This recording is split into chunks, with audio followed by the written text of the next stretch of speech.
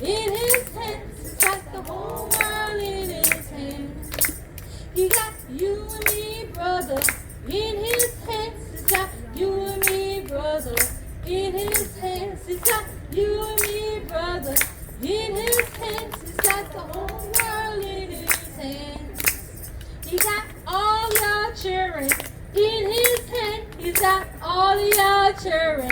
In his hand, he got all of your children. In his hands, he's got the whole world in his hands. He's got the whole wide world. In his hands, he's got the whole wide world. In his hands, he's got the whole wide world. In his hands, he's got the whole world in his hands. Thank y'all. See, I added another Gullah word today.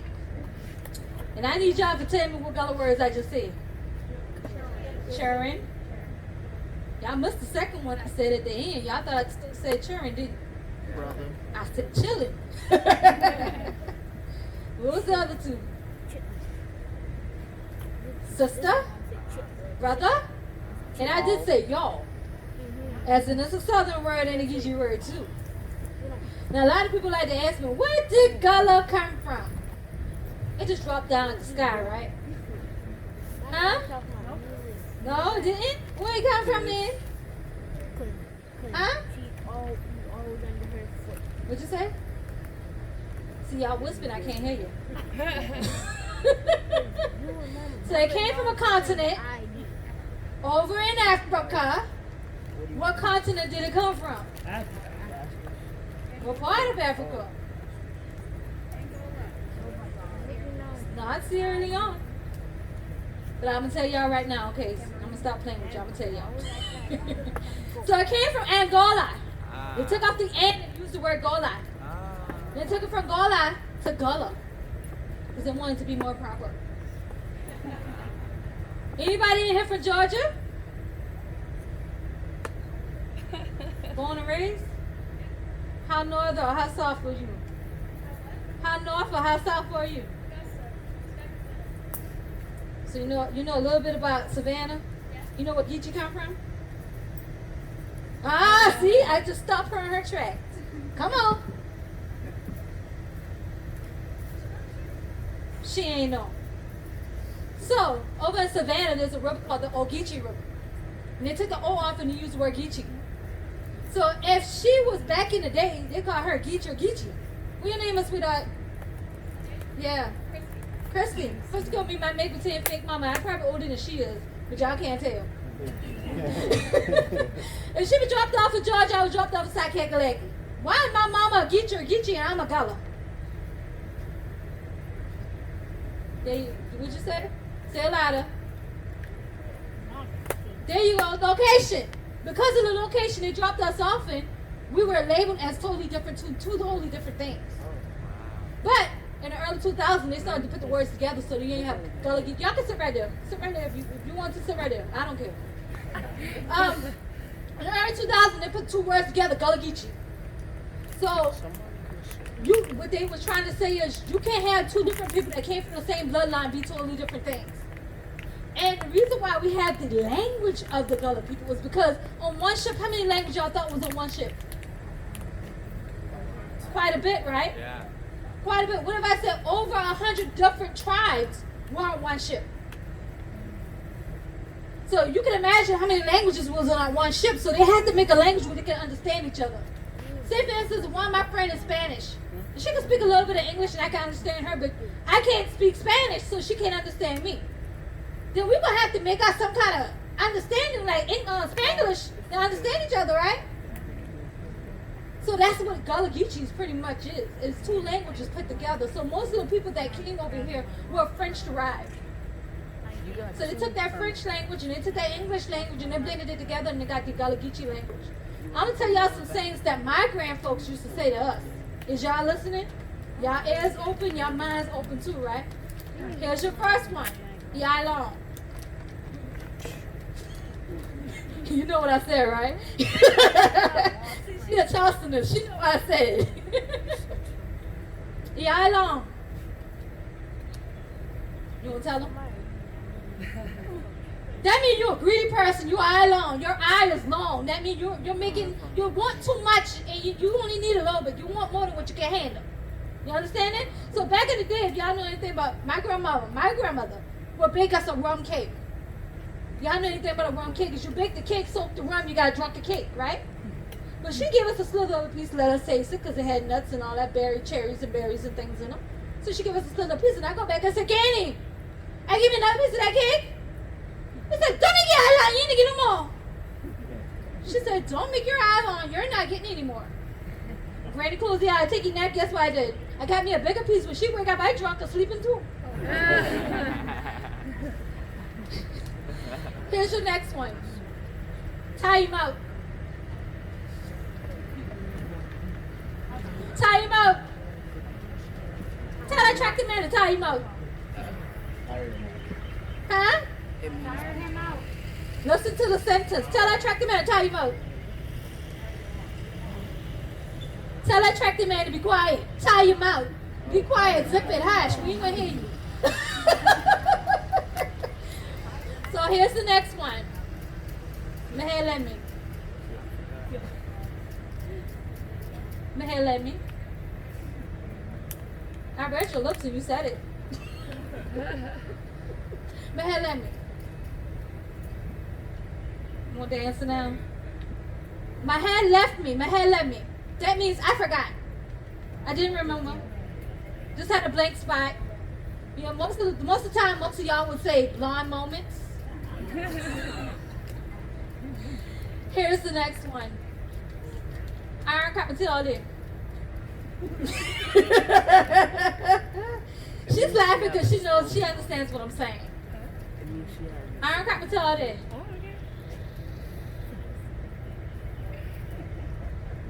Iron crack my teeth all day. I said it slow enough for you to understand. Say it again. Iron crack my teeth all day. I haven't cracked my teeth all day. I haven't opened my mouth. I haven't eaten. I haven't spoken. I haven't drunk no water. I haven't done anything with my mouth all day. Now, if I don't crack my teeth, I sick. Because I'm going to talk. I'm going to sing.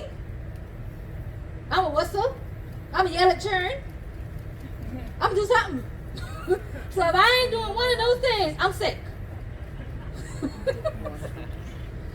This little light of mine, I'm gonna let it shine. This little light of mine, I'm gonna let it shine. This little light of mine, I'm gonna let it shine. Let it shine, let it shine, let it shine. Everywhere I go, I'm gonna let it shine. Everywhere I go, I'm gonna let it shine. Everywhere I go, I'm gonna let it shine. Let it shine, let it shine, let it shine. Now, 2 hours away from here is a place called Bruford. And there was a lady that was very famous for helping release over 300 plus slaves off these plantations. Who is she and what is her name? Harriet Tubman. You whispered because you thought you was wrong, right? Harriet Tubman. She helped release over 300 slaves. She was a spy in the military. And if y'all know anything, if you 1.5, 2 hours away from here, you don't think some of them were captured and took away from here too? An hour and a half, 2 hours away. That's not a long walk for them back then. So Harriet Tubman helped a lot of people through the Underground Railroad through these parts of the woods. And there were, if you know anything about the Underground Railroad back then, we did not have paper maps. We did not have ways of direction back then. We ain't had no GPS on our cell phone. We first ain't had a car with a GPS in them. But back then, what they did was their GPS were totally different things from what we use today, unless you're lost in the forest. And I'll explain that in a minute. But these quilts played a big part in our Underground Railroad. If it was turned a certain way on the clothesline or the windowsill, this told you this is a safe house. Come and get a hot meal and some water. Or whatever we got, we sharing with you. If it was turn, twist up and turn a different way, that means lay low, be quiet, don't move. You understand me? They also had different patterns that they sold. They had one that is called a log cabin pattern.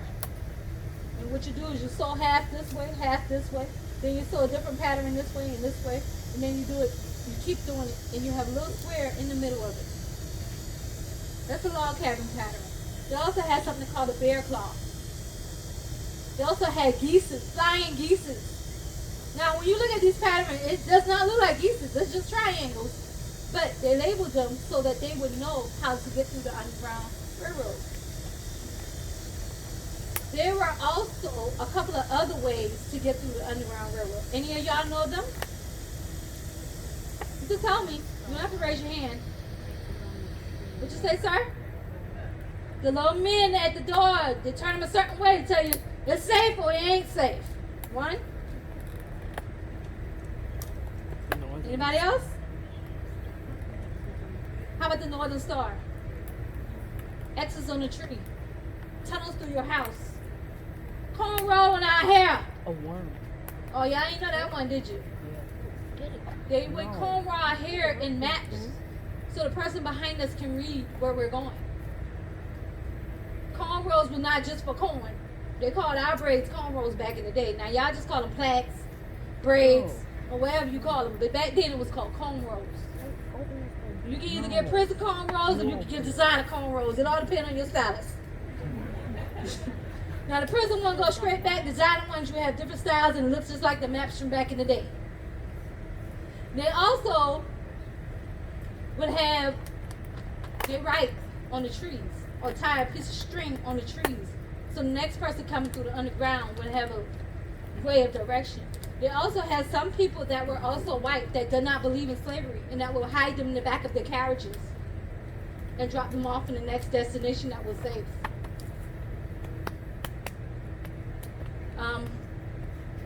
Also in Bruford, there was a school called Penn State, not State Penn. State Penn is where you get locked up for a long time. Penn State was for all black boys school that one of our other local historians named Philip Simmons was a part of. He went there at the age of 8 because he wanted to learn ironwork. He was very fascinated. And he is very famous for a bunch of the gates and things around Charleston City. Or downtown Charleston, you see some of the gates, you walking by the Battery, or you walking by somebody's house and they have a very beautiful gate that is carved in different shapes and things. That may be a Philip Simmons gate.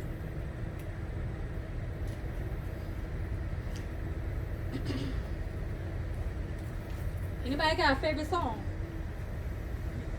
No. Let me see. Hold on. Go tell it on the mountain, over the hills and everywhere. Go tell it on the mountain that Jesus Christ is born. That's all I know though. I haven't heard that song since my grandmama sung it, so that little bit is a memory. You dropped it. I didn't want to repeat myself, and you'd be like, she didn't know what she's doing. I would like somebody in the audience to tell the story of Moses. Make sure you say the bulrush basket. Anybody? Pastor, anybody? The king was gonna kill, the king was told in a prophecy that a baby would be born that would usurp his throne. So he went around and killed all the babies in the village, and somebody wanted to save their baby, so they put him in a little basket and pushed him down the river, and lo and behold, the family that was trying to get rid of all the babies is the one that found him, and they raised him. That's the part. That's the part. You gonna kill a baby, but then you raised them and saved them, and now he let his people go. That's that part. Yes, sir. Okay, but here on Boone Hall Plantation, they had lots of basket weavers. They had lots of servants in 1930 that came to the plantation or lived on the plantation to work here and got paid to live here or to share crop here. Now, there was this one lady on this plantation that did not know how to tie her mouth. That means she talked back a lot. And Master got tired of she one day, and Master said, you and your whole family get off this plantation, don't ever come back. Her name was Ida. In 1930s, Boone Hall Plantation dirt road was still high with the 17's dirt road. And Ida got put off the plantation that day. She went home and she walked around. She kind of paced the floor some, and she said, "Oh Lord, what is gonna do now? I done got put off the plantation. Master done kicked me and my family off. How's we gonna make some money now? Oh boy, what is I gonna do? Oh, I know. Hold on. I got some in the basket in that back there. Let me pull them out and see what it do." So she pulled her basket out and she put them on Highway 17. When she put her baskets on Highway 17, she never thought that somebody would stop in the first day to purchase a basket from her. Her first day, she got a purchase on her basket. So she had to just tell somebody that somebody's stopping on that dirt road to buy baskets. What's your name, Charleston? Sheila. Girl, I put a basket on Highway 17 the first day. Them people to buy a basket on that dirt road. You better put yours on there and see what happened. What you can do? She could put them baskets on Highway 17. What's your name, sweetheart? Chris. Me and I got we basket on 17. The first thing the people stop us at that road to buy a wee basket. You better put yours on and see what you can do. What you can do? Oh, because I know why you laugh at me. What's your name, Mama to be? Brittany. Me and them gal got we basket on 17. The first day we done put we basket out there, we done make a little money. You can put yours on there too? So she gonna put her basket. And I say all of this because this is the beginning of Highway 17 being Sweetgrass Basket Highway. And from 17 it went down to Slaves Market, what is now known as City Market.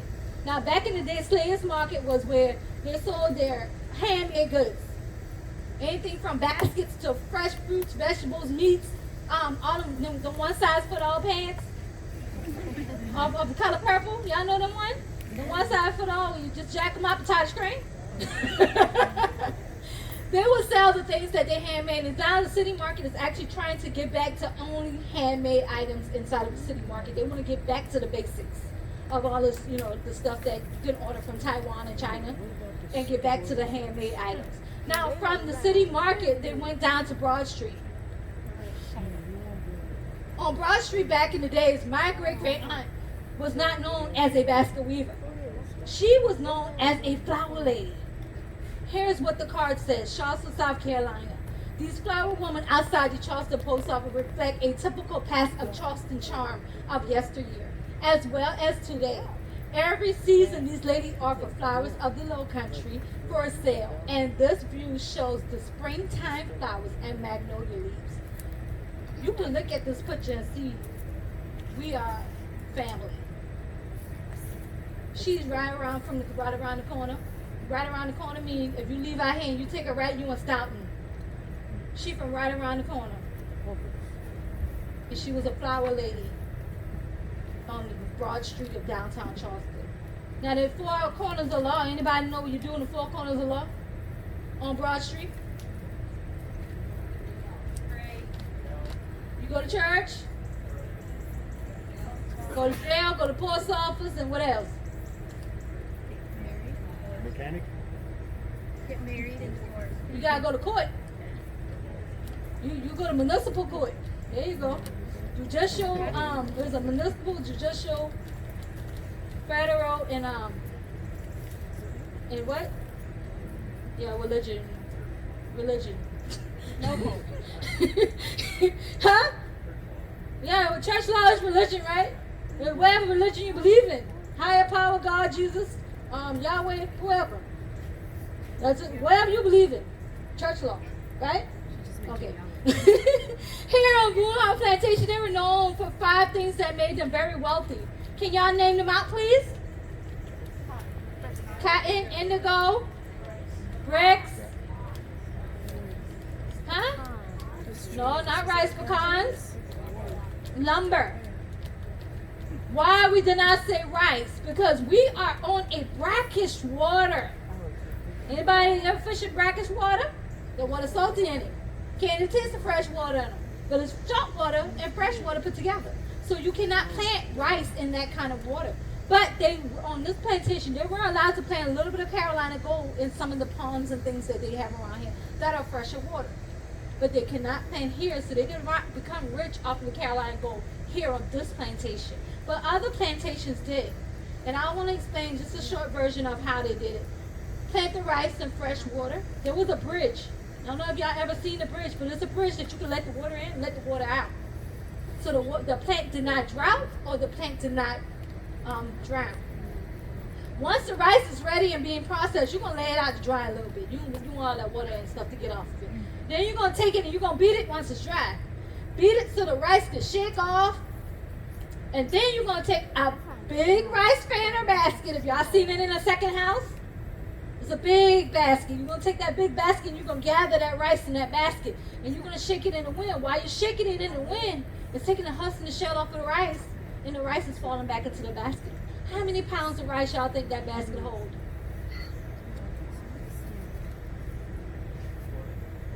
Y'all got to go up. Go up. It's less than 100 though. Little more than 75.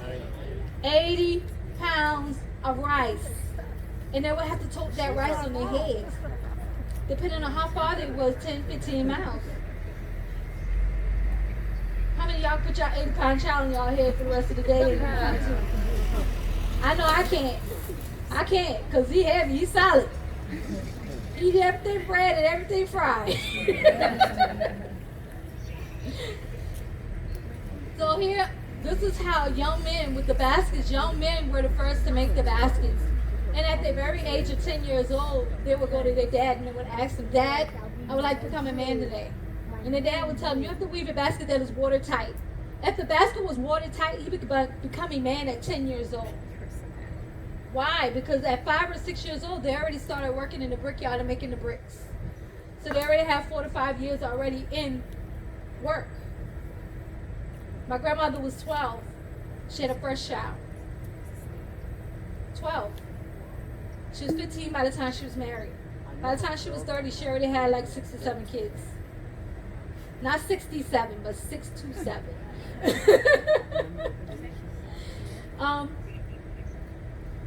It was just a way of life back then. Now our kids can't boil water. You ain't growing up till you're 21. I'm going to leave this time for you guys to ask any questions that you may have. But I ain't going to beg y'all. Y'all have a good afternoon. Was there a religion that was kind of created along with the language? Was there a religion? Yeah. We took on the Christianity because we was beaten into Christianity. Christianity was never our first go-to spirit. If you look at any of the old videos or the old clips, you'll always see somebody sitting in there that are not of the same. Someone sitting there watching to make sure he ain't telling nothing that he ain't supposed to be telling. So they trained the pastor of the churches. They trained them to tell them what they wanted to tell them. And guess what? They still telling them same old lies today. I don't go because pastors beg now. They shouldn't be begging. I don't like when they ask for offering, you go out there, put your offering, and then 5 minutes later say, well, who's going to join me for put $20 more? Not me. I didn't pick my $20. Anybody else?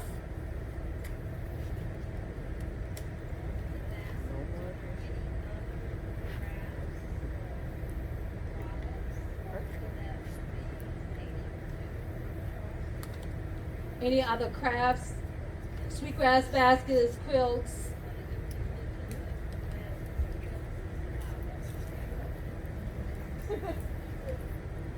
Well, we could cook. We could cook anything you bring us, and you ain't gonna know what it is by the time we finish.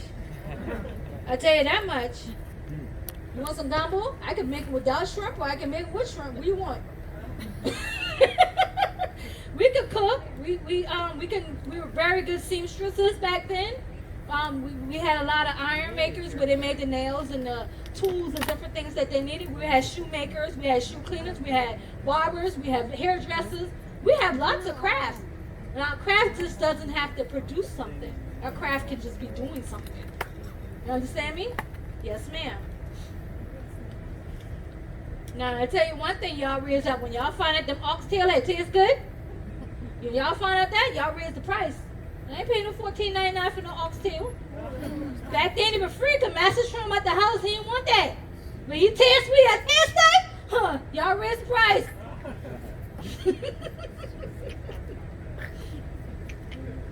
Anybody else?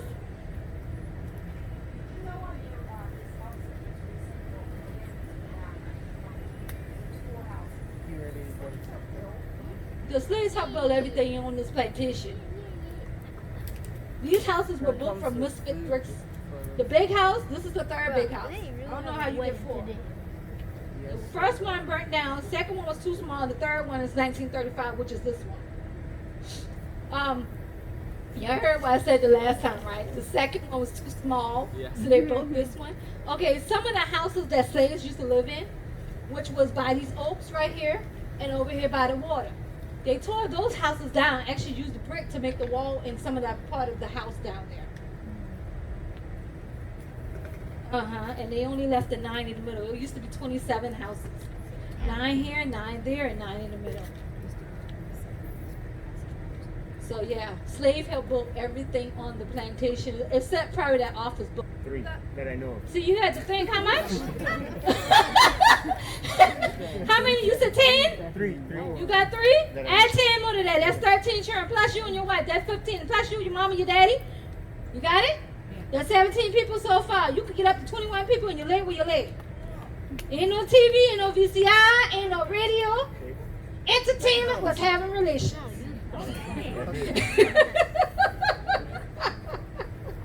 That's your entertainment. You just made children because they were commodities at a time. They were easy to go pick beans or go pick corn or something. You had extra hands to help with the garden or fields, especially when you were a shareholder. My great-grandparents had 21 head of kids by themselves. No TVs, no VCR, no radio. You understand me? That was their entertainment.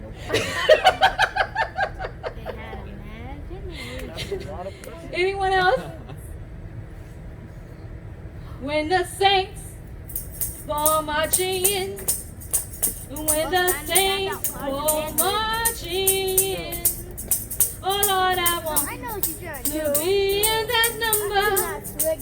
When the saints go marching in, when the saints go marching in, when the saints go marching in, oh Lord, I want to be in that number.